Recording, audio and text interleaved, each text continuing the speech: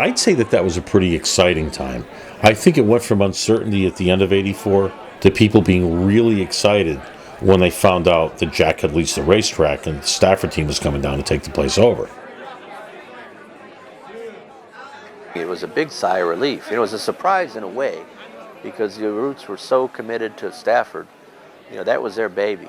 And a lot of times if you've got one really successful thing like that, you don't want to branch out and do something else. I think they did it partly because they knew that to have three viable tracks at that, without Danbury and Plainville, you were down to Thompson, Stafford, and Waterford.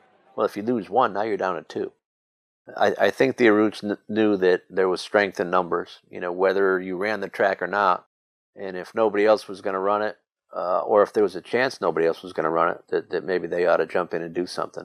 And I think I don't think it was purely humanitarian. I think, Jack and his son Jackie and the whole family were smart enough to know that the numbers had to make sense. I was excited because I knew our team from Stafford was coming down here. And I thought that was cool, the coolest thing in the world.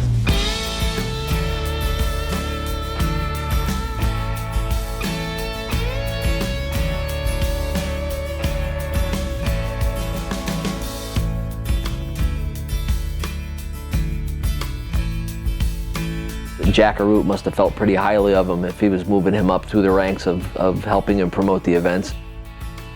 I knew Ed Yerrington, I knew the Arutes, and I knew they ran a first-class operation at Stafford. Ed doesn't come close to getting the credit that he should get for the role that he's played in local racing. Ed had a reputation for being a tough guy, that he was tough to deal with, and that's not true. He was strict, very fair though. Very, very fair. No favorites at all. There was no such thing as a favorite, Ed Yerrington. But you had to go by the rules. There was no funny going on or anything like that. Ed put a lot of physical labor. You go down there early in the day and he'd be down there with his shirt off, raking stuff out or shoveling stuff. I mean, Ed put a lot of physical effort into that too. What kind of guy was Dan Pardee? Excellent guy. Very smart. Danny not only knew the business, he was extremely adept at the technical side of the business. Danny also knew a lot about the psychology of the guys in the pits. And funny. He was always cracking jokes all the time. He had the quickest wit of any man I've ever met in my life. Just a funny guy. He had Bruce Waters as a tech man. He had Ed Moody as a tech man, or assistant tech man. And he had a lot of good key people. It had a whole different feel to it. They brought the same officials from Stafford down to Waterford. They had pit stewards. They had tech people for the individual divisions. There was a lot of people walking around, all dressed up, looking good. They brought their professionalism in there. People took it more serious. It had, it was new, breathed some new life into it. I think everybody welcomed it because they knew it was going to maybe be the salvation.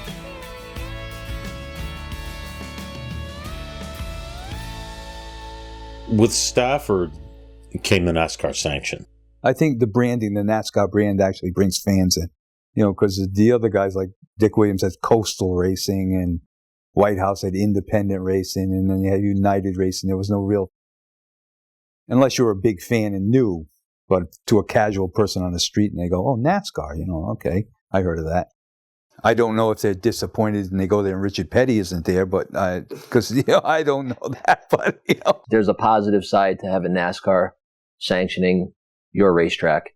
They get information, procedural information, safety information from their 4 big series plus 60 tracks around the country that they whittle down to a general set of rules and divisional rules.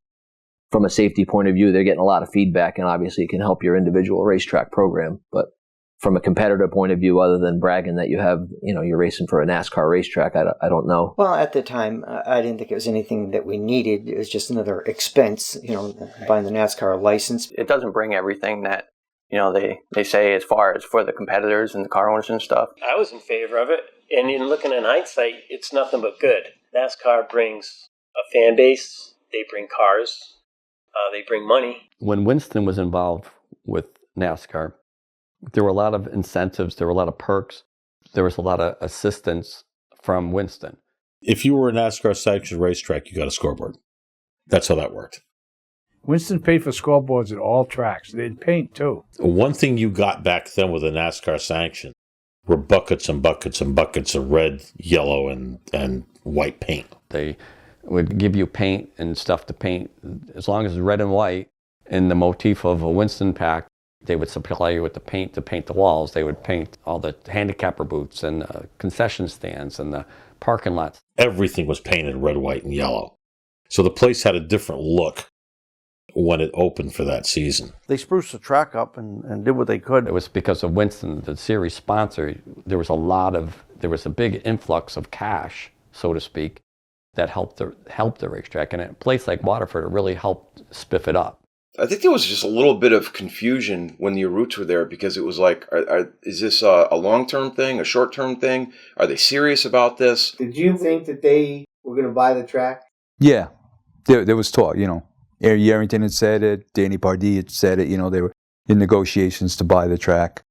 Jack had big plans for it in his mind. Every time you talk to him, he was going to do this, going to do that, and redo the pits, he was going to actually put the pits out into the parking lot like he did at Stafford. Because remember at Stafford they were on the backstretch and he put them out into the parking lot so the fans could walk around the gate and see the cars. And he was thinking about doing that at the Speedbowl. In fact, at the last drivers' meeting, Yerrington was talking about it. I remember it.